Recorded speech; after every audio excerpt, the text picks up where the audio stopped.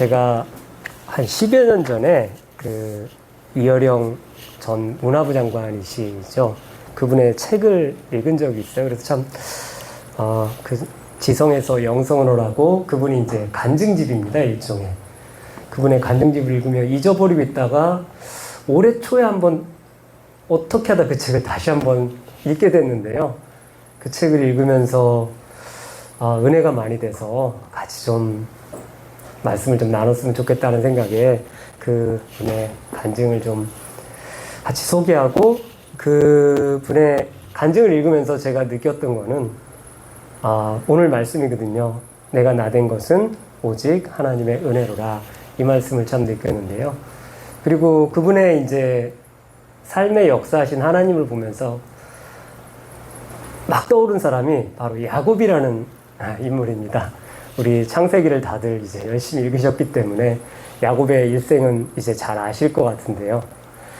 야곱 같은 경우는 그렇게 우리가 본받을 만한 부분이 사실 많지는 않은 성경의 위인 중에 한 분입니다. 성경의 위인인 것은 분명한데 본받을 것은 많지 않은 일생을 사셨던 그런 분이죠. 야곱의 할아버지는 아브라함, 야곱의 아버지는 이삭, 야곱의 자식은 요셉. 자기 할아버지, 아버지, 아들은 다 훌륭한데 그 야곱만은 중간에서 예외가 됐던 유일하신 그러한 우리 믿음의 조상 중에 한 분이십니다. 그런데 이 야곱을 보면은 오히려 이 성경을 보다가 야곱을 보면 참 마음이 편해집니다. 아브라함 볼 때 느꼈던 부담감, 이삭은 그렇게 많이 나와 있죠. 많이 나와 있지 않으니까. 그 다음에 요셉을 보면서 느꼈던 부담감. 그런데 이제 야곱을 읽을 때면은 별로 부담감이 안 느껴집니다. 우리가 살아갔던 것과 별반 그렇게 다른 모습이 아니었기 때문에 아마 그렇게 느껴지지 않나 합니다. 그런데 아브라함이었던 아니면 요셉이었던 야곱이었던 그 안에 역사하셨던 분은 하나님이시라는 것을 같이 한번 야곱의 인생을 통해서 한번 다시 한번 같이 한번 살펴봤으면 좋겠습니다. 야곱의 일생을 간단히 한번 정리를 해보면요. 태어날 때 둘째로 태어났습니다. 간발의 차이로. 형 에서는 먼저 태어났는데 이제 간발의 차이로 이제 둘째로 태어나서 장자의 고난을 잃어버렸습니다.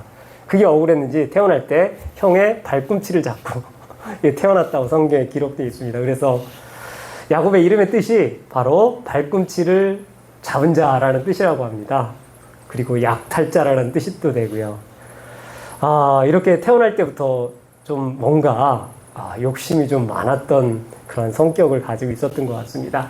그러고 나서 이제 나중에 커서 형한테 이제 장자의 권한을 좀 뺏고 싶었습니다.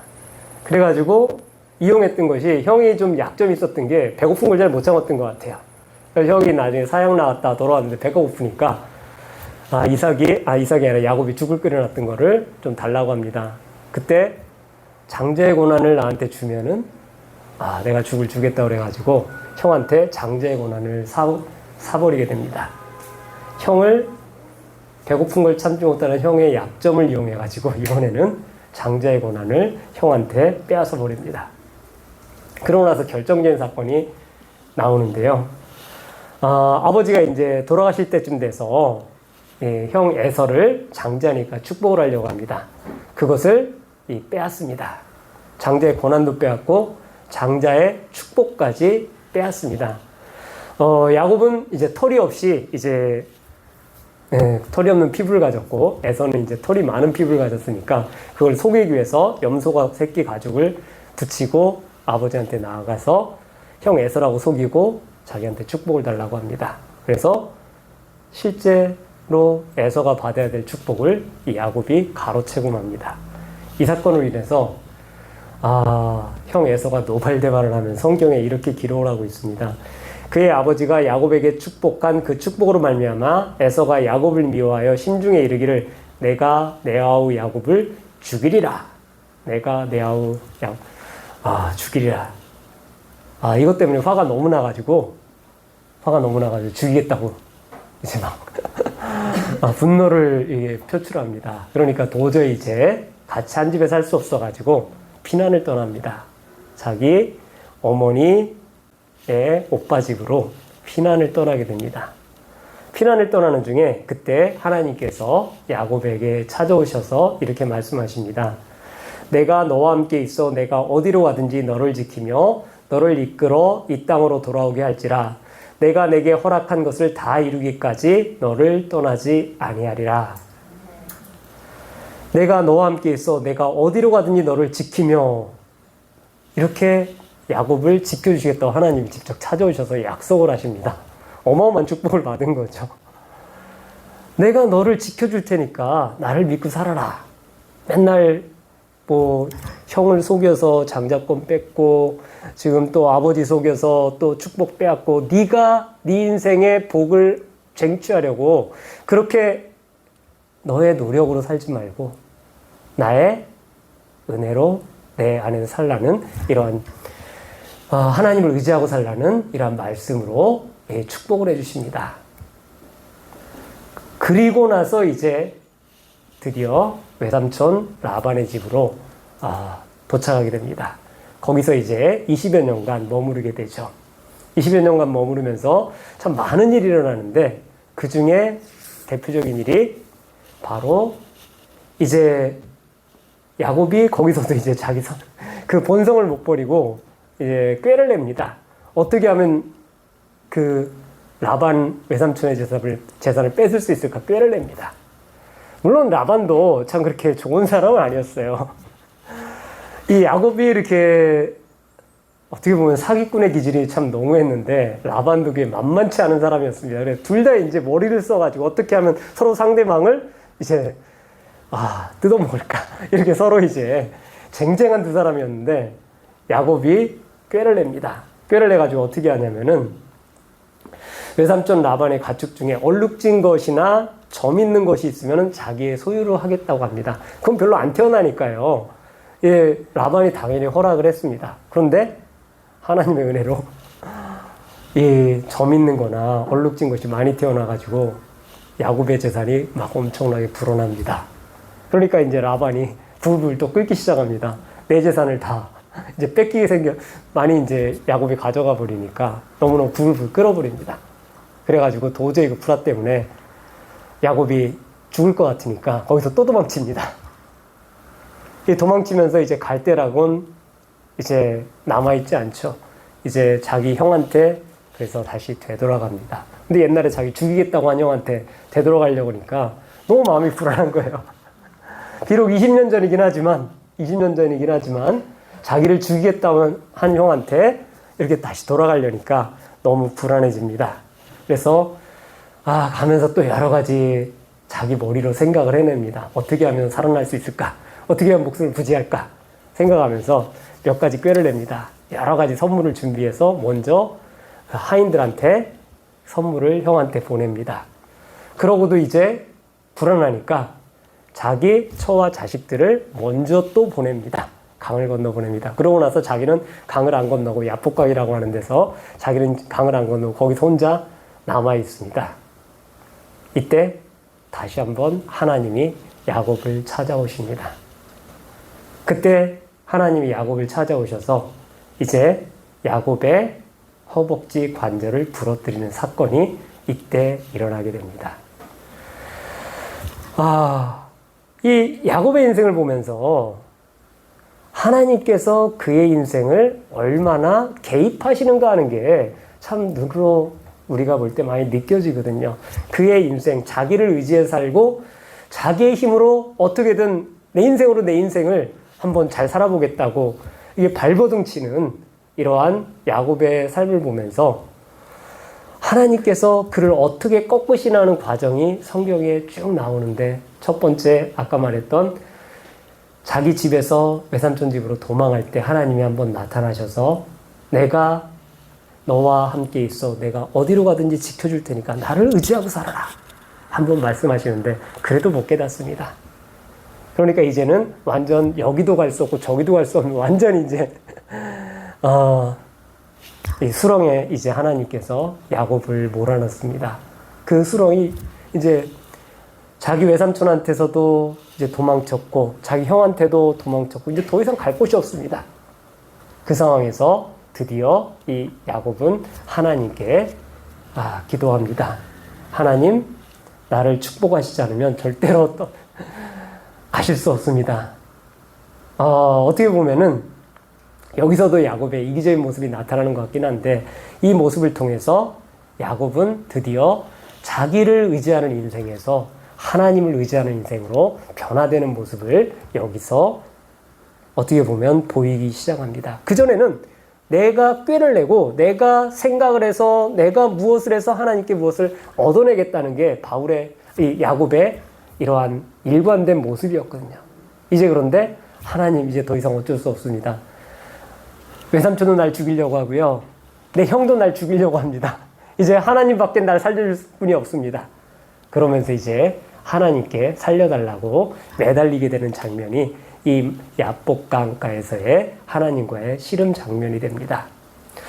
이 성경의 말씀을 읽으면서 항상 들었던 생각이, 참 하나님은 우리 인생을 하나님께로 인도하시기 위해서 끊임없이 우리 인생 속에 이렇게 개입하신다는 생각을 참 많이 했습니다.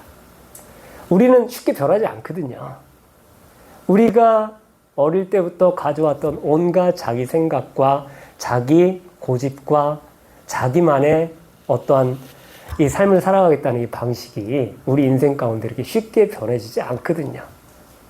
이것을 하나님께서 깨트리기 위해서 형 집에서 도망칠 수밖에 없는 그 상황이 만들어졌고, 그 속에서 하나님께 다시 나타나서 의지하라고 하시고, 이번에는 외삼촌 집에서 쫓겨나서 이제 이리 갈 수도 없고 저리 갈 수도 없는 이러한 완전히 이제 어쩔 수 없는 상황에서 하나님을 의지할 수밖에 없도록 만드신 이 상황을 야곱의 인생 가운데 만들어내십니다.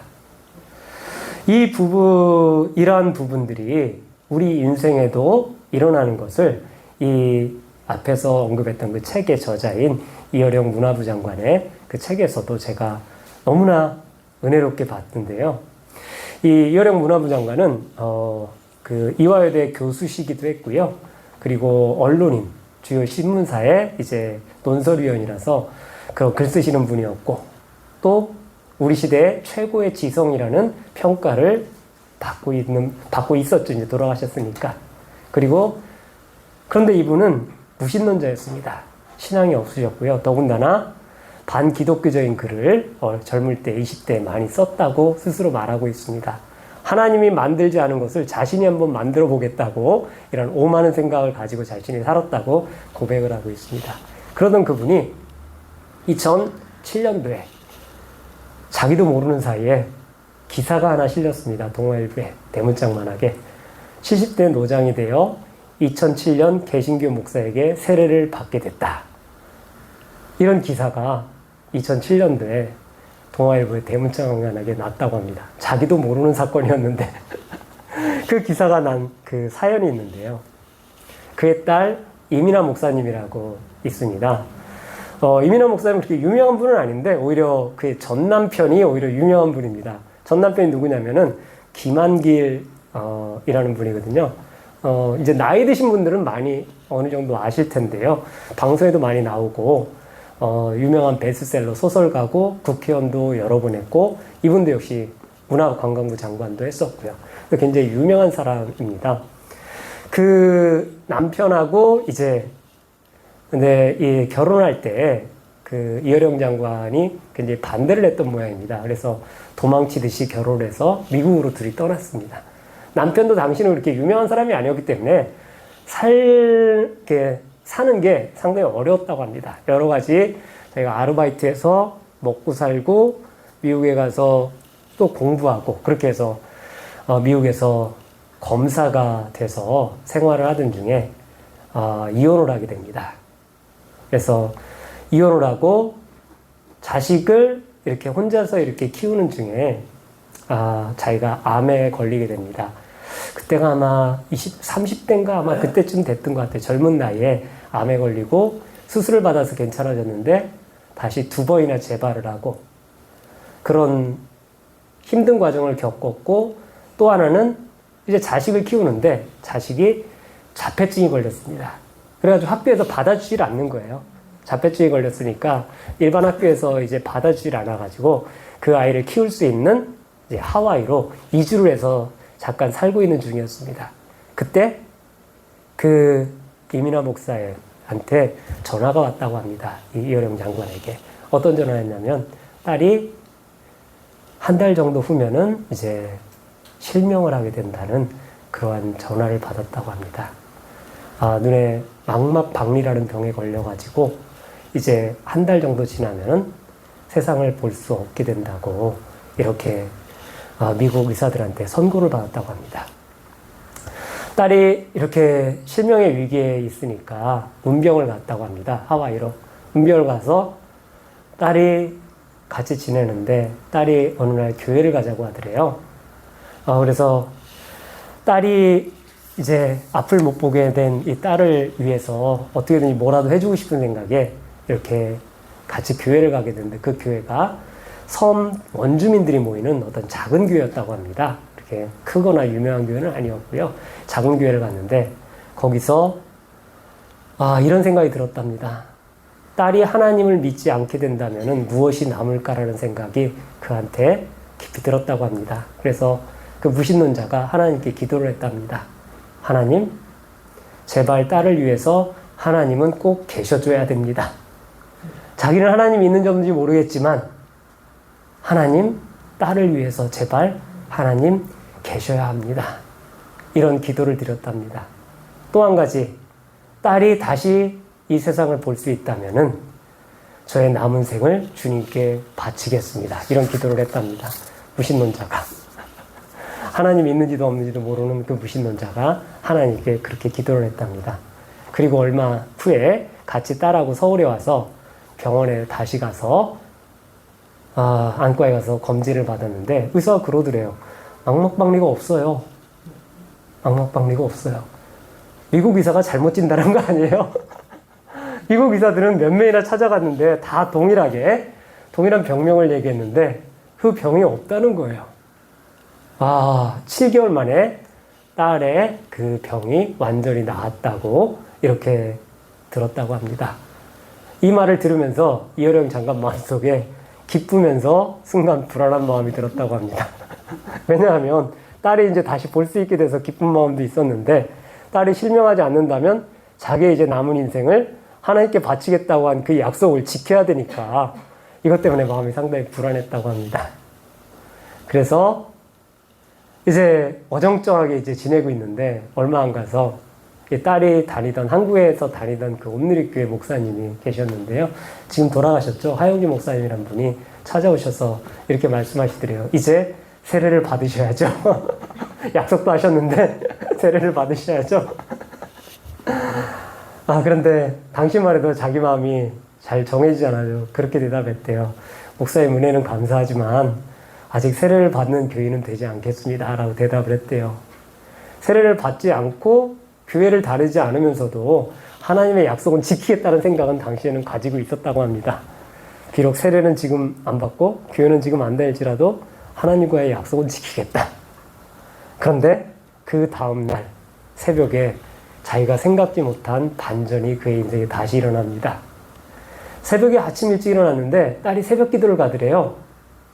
그래서 딸이 새벽 기도 가는 모습을 보면서 갑자기 이런 생각이 들더래요. 자신이 세례를 받는다 그러면 딸이 얼마나 기뻐할까? 자신이 세례를 받는다 그러면 딸 이민아 목사가 얼마나 기뻐할까? 이 생각 때문에 갑자기 자기도 모르게 나 세례 받는다고 목사님께 말해라 교회 가서 이렇게 자기도 모르는 사이에 그 말이 그냥 터져 나왔다고 합니다. 딸이 새벽 기도 가는 그 모습을 보면서 딸에게 무엇인가를 해주고 싶은데 가장 기뻐할 것이 무엇인가를 나 세례 받는다고 목사님 가서 말해라. 이 말을 갑자기 하고 나서 스스로 그렇게 생각했다고 합니다. 어쩌자고 자신도 없어서 이런 맹세를 했을까? 이 사건을 두고 그가 이렇게 고백을 합니다. 아무리 몸부림치고 거부해도 하나님은 한 발짝씩 하나님의 순서대로 운전을 하시는구나. 아무리 몸부림치고 거부해도 하나님은 한 발짝씩 하나님의 순서대로 운전을 하시는구나. 이러고 나서 그 다음날 딸은 미국으로 갔답니다. 미국으로 돌아가고 이제 그 다음날 이제 신문을 딱 펼쳐들었는데 갑자기 그 기사에 자기가 세례를 받는다고 기사에 대문짝만하게 기사가 났다고 합니다. 자기는 인터뷰한 적도 없는데 단지 딸한테 가서 목사님께 세례 받는다고 말해라 그 말밖에 한 게 없는데 그 다음날 2007년 4월 12일자 신문에 그렇게 동아일보 대문짝만하게 났다고 합니다. 이혜령 전 문화부 장관이 세례를 받기로 했다. 온누리교회 하영규 목사는 그가 7월에 세례를 받을 예정이라고 밝혔다. 이게 나중에 딸한테 들어보니까 딸이 그날 새벽 기도를 가서 자기 병이 나은 것과 자기 아들의 그 자폐증이 낫는 과정에 대해서 간증을 했다고 합니다. 그 간증을 하면서 자기 아버지가 세례를 받겠다고 하셨다고 새벽 기도에 온 그 큰 대형 교회에 이제 그 간증을 해버려가지고 그게 바로 그 다음날 대문짝만하게 일간지 기사가 나버리고 말았습니다. 딸이 새벽 기도에 간증할 줄은 생각지도 못했고 그냥 세례를 받겠다고 외쳤는데 그렇게 빨리 신문에 보도되자고는 꿈에도 생각을 못했었던 거죠.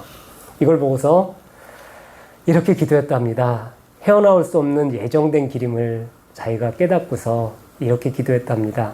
이제는 자신만이라도 설득할 수 있는 믿음을 내려주소서.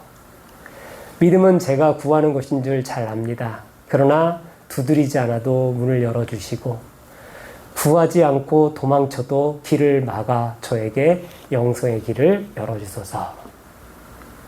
이렇게 기도를 했답니다.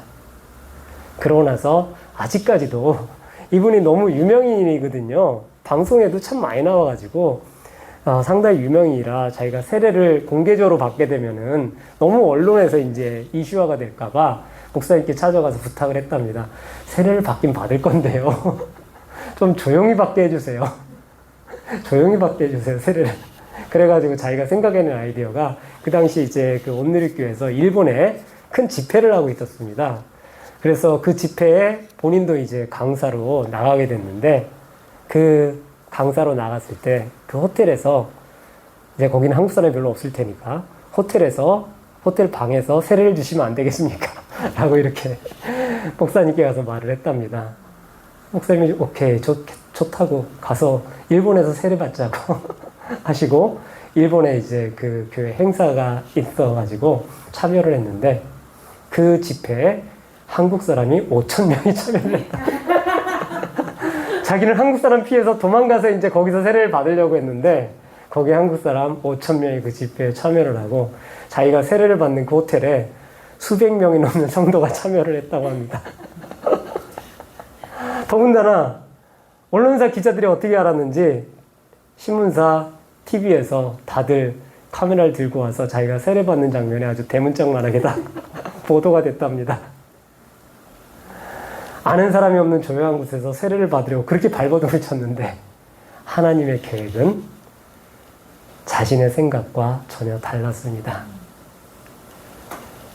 20대의 무신론자로서 하나님을 대적하는 글을 썼던 그가 그리고 이 세상에서는 많은 존경과 그 글을 많은 사람들이 좋아하는 사람들에게 칭찬받던 그가 하나님께 돌아가는 일은 정말 어떻게 보면 불가능한 일이었을 겁니다.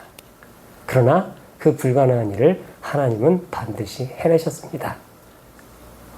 그가 발버둥치고 발버둥칠 때 자기 이성으로는 하나님을 도저히 못 믿겠다고 발버둥칠 때 하나님께서는 그의 딸을 통해서 그에게 역사를 시작하셨습니다. 그리고 하나님은 그에게 점점 다가와서 그가 하나님께 굴복할 수밖에 없는 완전 코너로 그의 인생을 집어넣으시고 하나님을 자신의 구세주로 고백할 수밖에 없도록 만들어 가셨습니다. 이분의 인생을 보면서 또한 이 야곱의 인생을 보면서 하나님은 우리를 사랑하시되 끝까지 사랑하시는구나. 이 사람이 버틴다고 야곱이 버틴다고 야곱이 발버둥친다고 이 이어령 장관이 발버둥친다고 하나님께서 하시는 일을 중간에 멈추시는 일은 절대 없으시구나. 하나님이 시작하셨으면 하나님은 그 일을 반드시 이루어내시는구나. 이것을 너무너무 이 인생을 보면서 많이 느꼈습니다. 우리 인생도 정도의 차이는 있겠지만 하나님께서 우리 각자의 인생을 이렇게 코너길로 몰아넣는 모습이 반드시 있는 줄 압니다. 저의 인생도 그렇고 우리 각자의 인생도 그렇고 우리 인생을 이 코너의 길로 몰아넣으셔서 하나님은 고백을 받아내십니다. 하나님은 나의 구세주십니다. 하나님 없이는 살 수 없습니다. 살려주세요. 저쪽에는 외삼촌이 나를 죽이려고 하고 이쪽에는 내 형 에서가 저를 죽이려고 합니다. 저는 저 혼자의 힘으로 도저히 할 수 있는 게 아무것도 없습니다. 하나님 살려주세요. 하나님 살려주세요. 이 코너로 우리 인생을 몰아 넣으십니다. 이 코너길이 우리한테는 어떻게 보면 굉장히 고통스러운 길일 수 있습니다. 이 코너길이 우리가 견디기 어려운 상황일 수 있습니다. 그러나 이것을 통해서 하나님은 우리에게 하나님의 하나님 되심을 밝히 보여주시는 것을 알 수가 있습니다. 내가 도망가려고 할지라도 하나님은 나의 인생에 대한 개입을 결단코 멈추시는 분이 아니십니다.